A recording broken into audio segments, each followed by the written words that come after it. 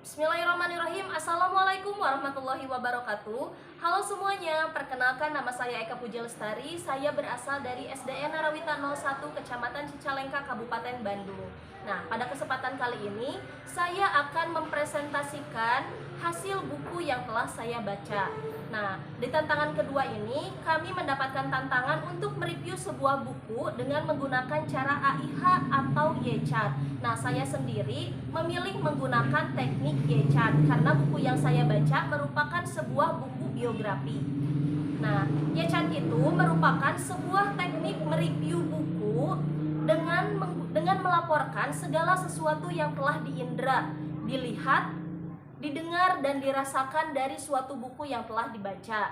Nah, pelaporan tersebut kemudian disusun dan dituliskan dengan dibatasi oleh huruf Y atau dibagi menjadi sebuah 3 bagian. Yang pertama ada insight, yaitu bagian yang berkesan yang terlihat dalam sebuah bacaan.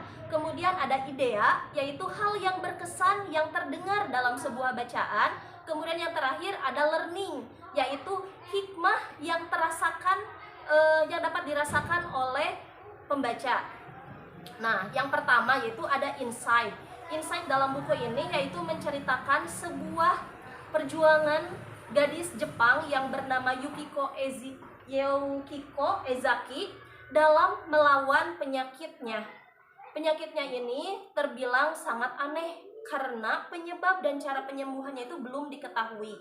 Penyakitnya itu yaitu melemahnya kemampuan sistem otot yang menyebabkan dia tidak bisa menggerakkan tubuhnya sehingga ia harus tertidur sepanjang waktu. Bahkan untuk bernapas pun dia sangat kesulitan sehingga dia harus memakai alat bantu untuk bernapas. Nah, dia sendiri divonis penyakit tersebut di usia yang sangat muda, yaitu usia 19 tahun.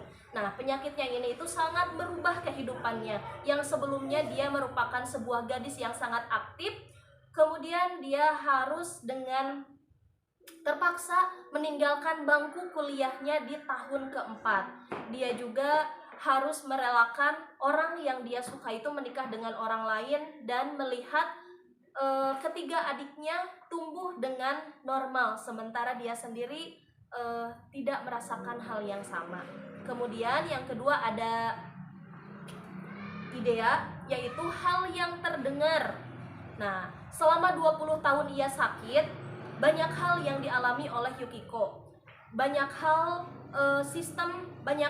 banyak sistem cara penyembuhan yang dia coba, namun tidak ada satupun yang berhasil. Nah, selama 20 tahun tersebut Yukiko jatuh bangun dalam menghadapi penyakitnya tersebut. Bahkan dia sempat ingin bunuh diri dengan memakan obat tidur, tapi akhirnya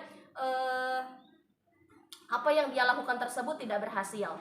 Nah, sementara itu banyak hal yang kemudian menyadarkan dia hingga akhirnya dia dengan ikhlas menerima takdir yang harus ia jalani.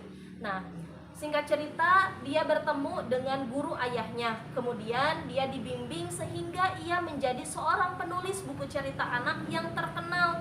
Bahkan dia banyak menciptakan buku-buku yang sangat inspiratif bagi semua orang. Nah, kemudian ada hikmahnya, yaitu atau learning. Dari hikmah yang bisa kita ambil dari buku bacaan tersebut, yaitu yang pertama, seburuk apapun hidup kita, hidup itu tetap luar biasa. Seperti layaknya kehidupan Yukiko yang terkena penyakit aneh, yang bahkan dia tidak bisa mengalami kehidupan yang normal seperti orang lain, tapi dia bisa hingga akhirnya dia bisa menjadi seorang penulis terkenal. Kemudian yang kedua, tidak usah bersedih dalam menghadapi hidup, lakukanlah yang terbaik. Kemudian yang ketiga, Tuhan akan senantiasa memberikan kebahagiaan yang sama bagi setiap manusia. Nah, sekian yang dapat saya sampaikan. Terima kasih atas perhatiannya. Wassalamualaikum warahmatullahi wabarakatuh.